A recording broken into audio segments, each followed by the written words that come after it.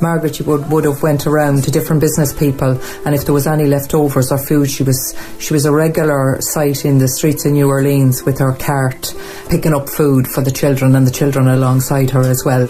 She was very thrifty sort of a person, so she decided on buying a cow, and she was able to use the milk to help feed the kids, and she got more cows, and she used to sell the milk. She went round the streets selling the milk out of a cart, a little push cart.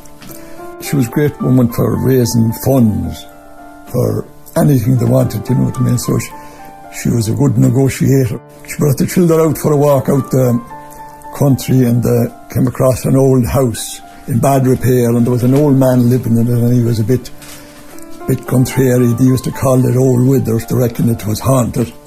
She went into him anyway, and she talked to him, and he didn't really want to have much to do with them, but eventually, after talking to her for a while, he softened a bit, and she talked him round to renting the house off him. He actually did give her the house.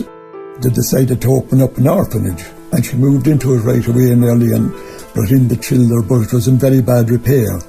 So she got local Irish immigrants digging the canals at the time, or what do they call them, bayous. They done voluntary work and done up the house, and she was able to go to live to it. Margaret was known as a philanthropist, an entrepreneur. I think she had all those wonderful skills, even though she couldn't read or write. She's such an icon. She was like one of the first female entrepreneurs. She would have been probably a millionaire in today's standards. She could have lived very well, and yet she stayed humble. I'm proud of her as Irish-American. She could have been such a different lady in the South, where ladies at that time who would have had the wealth that she had, been dressed in the finest and eating off of china plates, and that wasn't her. All the time she was always trying to raise money to help to build another orphanage.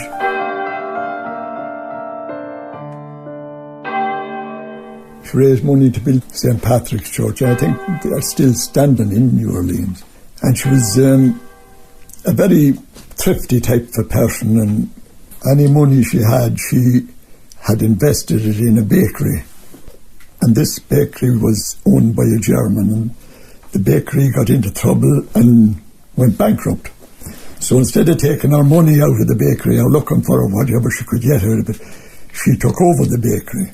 It must be a fairly big bakery, and she moved into it. There was a little shop attached to her, and she used to sit in the doorway and hand out bread to the poor that walked up and down the street.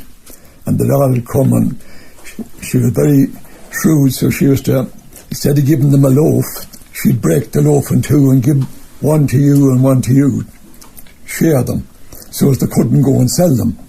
She stayed working in the bakery, and she built up a great business in it. She had one of the first steam bakeries in America, in the whole of America.